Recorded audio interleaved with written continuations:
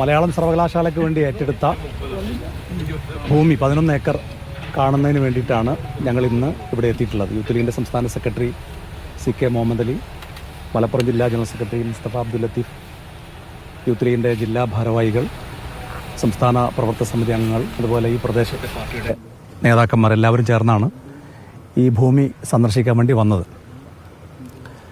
ഈ ഭൂമി മലയാള സർവകലാശാലയ്ക്ക് വേണ്ടി ഏറ്റെടുക്കുന്നത് 2019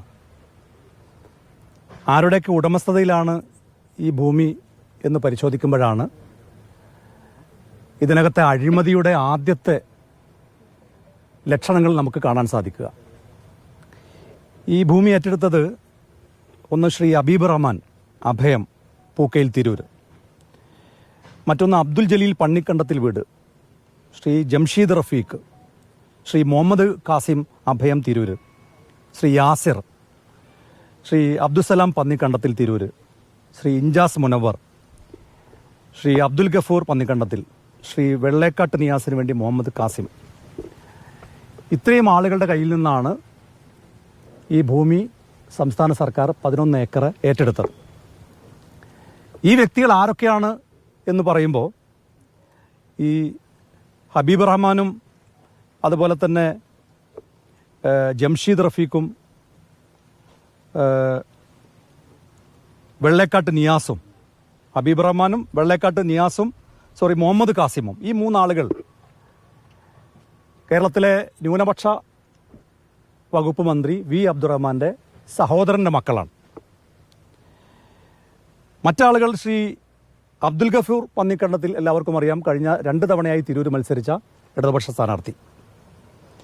അദ്ദേഹത്തിൻ്റെ സഹോദരങ്ങളാണ് അബ്ദുസലാമും അബ്ദുൽ ജലീലും ശ്രീ ജംഷീദ് റഫീഖും. ഇവരുടെ കയ്യിൽ നിന്നാണ് മലയാള സർവകലാശാലയ്ക്ക് വേണ്ടി 11 ഏക്കർ സംസ്ഥാന സർക്കാർ ഏറ്റെടുത്തത്. ഏറ്റെടുത്ത സമയത്ത് തന്നെ ഞങ്ങൾ ഈ ഭൂമിയിൽ വന്ന് അന്ന് തന്നെ മാധ്യമങ്ങളോട് പറഞ്ഞതാണ്, ഇത് CRZ 3 ഉൾക്കൊള്ളുന്ന NDZ നോൺ ഡെവലപ്മെൻറ്റ് സോണായ, ബഫർ സോണായ, അതീവ പരിസ്ഥിതി ദുർബല പ്രദേശമായ കണ്ടൽക്കാടുകൾ തിങ്ങി നിറഞ്ഞ ഒരു സ്ഥലമാണ്. ഇവിടെ നിർമ്മാണം ഒരു കാരണവശാലും നടക്കില്ല. ഈ ഭൂമിയുടെ പേരിൽ അഴിമതിയുണ്ട് എന്നായിരുന്നു ഞങ്ങളുടെ അന്നത്തെ ആക്ഷേപം 2019. അന്ന് കേരളത്തിലെ ഉന്നത വിദ്യാഭ്യാസ വകുപ്പ് മന്ത്രി ആയി ഇരുന്ന ആള് ശ്രീ KT ജലീലാണ്. അന്ന് അദ്ദേഹം മറുപടി പറഞ്ഞത്, കണ്ടൽക്കാടും അതുപോലെ തന്നെ പവർ സോണും CRZ 3 NDZ ഒക്കെ ഉൾക്കൊള്ളുന്ന സ്ഥലം പൂർണ്ണമായും ഒഴിവാക്കിയാണ് ഈ 11 ഏക്കർ സ്ഥലം ഞങ്ങൾ ഏറ്റെടുത്തത് എന്നായിരുന്നു ജലീലിൻ്റെ അന്നത്തെ വാദം. എന്നാൽ ഇപ്പോൾ ഗ്രീൻ ട്രിബ്യൂണൽ, ചെന്നൈയിലെ ഗ്രീൻ ട്രിബ്യൂണൽ ഏർപ്പെടുത്തിയ ഉപസമിതി കൃത്യമായി കണ്ടെത്തിയിരിക്കുന്നു, ഇതിനകത്തെ മഹാഭൂരിഭാഗം വരുന്ന ഭൂമികളും, ഏതാണ്ട് എല്ലാ സർവേ നമ്പറിലെയും ഭൂമികൾ ഈ പറയുന്ന CRZ 3 വരുന്ന, കൃത്യമായി അതിൻ്റെ കോപ്പിയാണ്, മാധ്യമങ്ങൾക്ക് അതിൻ്റെ കോപ്പി നൽകാം. CRZ 3 അതുപോലെ തന്നെ NDZ non development zone, mangroves, കണ്ടൽക്കാടുകൾ തിങ്ങി നിറഞ്ഞ സ്ഥലമാണെന്ന് ചെന്നൈയിലെ ഗ്രീൻ ട്രിബ്യൂണൽ കണ്ടെത്തിയ റിപ്പോർട്ടിൻ്റെ കോപ്പിയാണ് ഞാൻ മാധ്യമങ്ങളുടെ മുമ്പാകെ കാണിക്കുന്നത്. ഇനി ഈ ഭൂമിയുടെ വില, ഇതിന് ന്യായവില പരിശോധിക്കുമ്പോഴാണ് നമുക്കറിയാം, ന്യായവിലക്ക് നമ്മുടെ നാട്ടിൽ എവിടെയും ഭൂമി നടക്കാറില്ല, ഭൂമി കച്ചവടം നടക്കാറില്ല, ശരിയാണ്. പക്ഷേ ന്യായവിലയുടെ ഏതാണ്ട് എത്ര ഇരട്ടി, ആ പേപ്പർ എടുക്കുക, ഏതാണ്ട് എത്ര ഇരട്ടി ആയിരിക്കും സർക്കാർ ഏറ്റെടുക്കുന്ന ഭൂമി? ഇതിനകത്ത് വിവരാവകാശ പ്രകാരം ഈ ഭൂമി ഏറ്റെടുക്കുന്ന സമയത്ത് ഇവിടുത്തെ ന്യായവില എത്രയാണ് എന്ന് ചോദിച്ചപ്പോൾ നൽകിയ മറുപടിയാണ് ഞാൻ മാധ്യമങ്ങളുടെ മുമ്പാകെ കാണിക്കുന്നത്. 6-1 പരമാവധി വില 7,500 രൂപ. 6-1 എന്ന് പറഞ്ഞാൽ, ഒരു 6 എന്ന് പറഞ്ഞാൽ 2 സെൻറ്റും 2.47 സെൻറ്റ്, 2.47 സെൻറ്റ് എന്ന് പറഞ്ഞാൽ 1 സെൻറ്റിന് 7,500 പകുതിയിൽ താഴെ മാത്രമാണ് ന്യായവിലയുള്ളത്. എന്നാൽ ഈ ഭൂമിക്ക് സർക്കാർ എത്രയാണ് വില കൊടുത്തത്? 1,60,60,000. 17,65,00,000 രൂപയാണ് ഈ സ്ഥലത്തിന് വേണ്ടി സംസ്ഥാന സർക്കാർ പാർട്ടിക്ക് താല്പര്യമുള്ള ആളുകൾക്ക് കൊടുത്തത്. ഇതിനെല്ലാം നേതൃത്വം കൊടുത്തത് ഉന്നത വിദ്യാഭ്യാസ മന്ത്രിയാണ്. ഉന്നത വിദ്യാഭ്യാസ മന്ത്രി ശ്രീ കെ ടി ജലീൽ, അന്നത്തെ ഉന്നത വിദ്യാഭ്യാസ മന്ത്രി ശ്രീ കെ ടി ജലീലിന് അത് നിഷേധിക്കാൻ കഴിയുമോ എന്ന ചോദ്യമാണ് ഞങ്ങൾ ചോദിക്കാൻ ആഗ്രഹിക്കുന്നത്. അതുമാത്രമല്ല, ഈ ആളുകളുടെ ഒന്നും പേരിലുള്ള പരമ്പരാഗതമായ ഭൂമിയല്ല ഈ ഭൂമി. ഇത് സർക്കാരിന് കച്ചവടം ചെയ്യാൻ വേണ്ടി തൊട്ടു മുമ്പ് ഈ പ്രദേശത്തെ വിവിധ ആളുകളിൽ നിന്ന് ചെറിയ വിലക്ക്, പരമാവധി ഒരു സെന്റിന് 40,000, ഏറ്റവും കുറഞ്ഞത് 2,000 രൂപ മുതൽ 40,000 രൂപ വരെ വിലയുള്ള ഭൂമിയാണ്. ഇത് ടോട്ടൽ 11 ഏക്കർ ഇവർ കളക്ട് ചെയ്ത് സംസ്ഥാന സർക്കാരിന് ഒരു സെന്റിന് 1,60,000 രൂപക്ക് മറിച്ച് വിറ്റത്. ഈ ആളുകളൊക്കെ ഇടനിലക്കാരായി നിന്ന ആളുകളാണ്. ഭൂമി വിറ്റ ഒരാളാണ് എൻ്റെ കൂടെ ഇപ്പോൾ ഉള്ളത്, മൊയ്തീങ്ക അല്ലേ? പേര് മൊയ്തീങ്ക. മൊയ്തീങ്ക ഒരു സെന്റിന് അന്ന് എത്രക്കാണ് വിറ്റത്? 35,000 രൂപയ്ക്കാണ് മൊയ്തീങ്ക സ്ഥലം വിറ്റത്. ഈ റോഡിനോട് ചേർന്നുള്ള സ്ഥലം വിറ്റ ഒരാളെ ഞാനിപ്പോൾ കണ്ടു. അദ്ദേഹത്തിന് മാധ്യമങ്ങളുടെ മുമ്പാകെ വരാൻ ബുദ്ധിമുട്ടുണ്ട്. അദ്ദേഹം പറഞ്ഞത് ഞാൻ 40,000 രൂപക്കാണ് വിറ്റതെന്നാണ്.